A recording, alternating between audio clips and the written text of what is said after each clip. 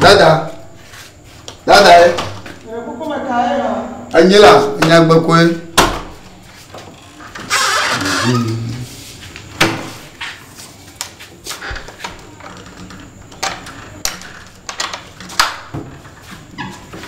Oh. Leko je. Oh, ngo chikona na mama. Un chikono. Nyama ga mo pono abo mo ba ba de kwa. Kaka wa servir ya mo povo. Oh, ngo chikona na. Nka ga o ba kaka un chikono. Chukale wewe. No. Oh. Ne to ha mo dogo bona mama kwa ya vile le fia kuna bana.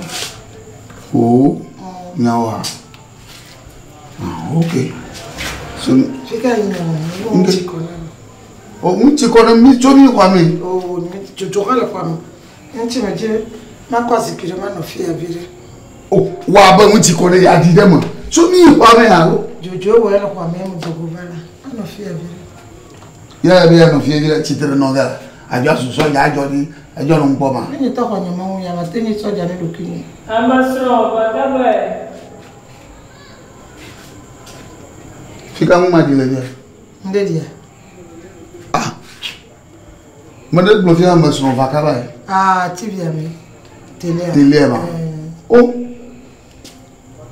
Le ko gbe ijire tele na ma. Ah, agagba. Chikono. Ndo le mo ga no mo la. Le so ni. Oh! Ai. Baba mu chikona. Oh. Ah. Ko le nyinya wa. Ah? Bayanga chikona mapa. Oh, anya yi mago masemo. Lake. Enwu chikono ko julele mo nja gba Florida dopo. Ni mago masemo. Mo nchu bango masemo mama. Ma tibia me yo ha. Oh, ah. Le tibia madame de karona, nchu no mo de no na tibia ma. Nchu mo no na ma. Mo to wo jitop mo le fiba.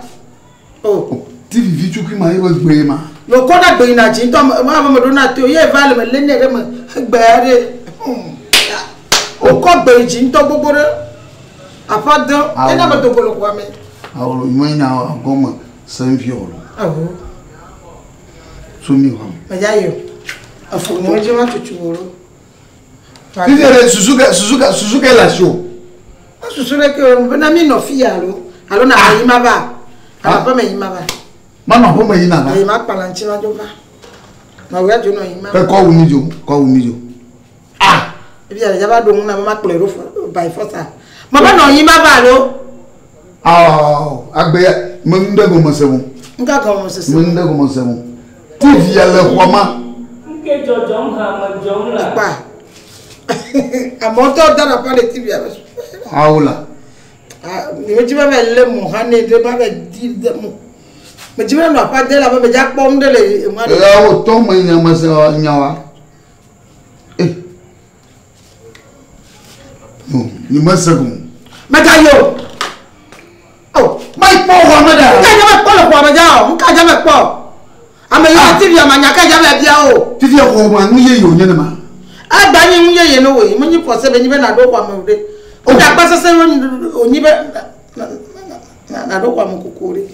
Ka ja be lo. Ah, ko ye nyi to ko na no. Ha pa de ma pa mo mlo yin. Oh, TV na mo ma nya ma ha ko ma, nyi na mpupu ko. pa de ma pa la. Na ikula bomba vile. Ai. O re kala pa. Au, anya mai. No, ame yo le chipuka ya ja lo na nyira ntolo. Ni ma ni ma nya semu. Abro, bo ke fle no mala. Ma ke la kwa mo. Ma ko kwa da. Au, ma ko kwa da. Ya. Fifi ma senya ntokun we. Le chiefs ya mo. Fifi ma TV wa nko e.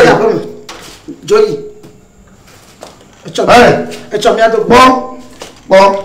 Eteli gbenu no ya. Ma gbenu no. Me nya fi ne kwa ma. Eteli gbenu no, sawu gbenu no ya. Le dia tanya. Sawu gbenu no ya. Le de ma. Ka sa pa ji ko no pon la. Ta amuji mo sawu kaka. Akujaga. E mo le kura se ka mo oge. Awo. Mo fi anya mo to pa ni da. Awo. Fi ka ina ha. Awo na ko mi ga.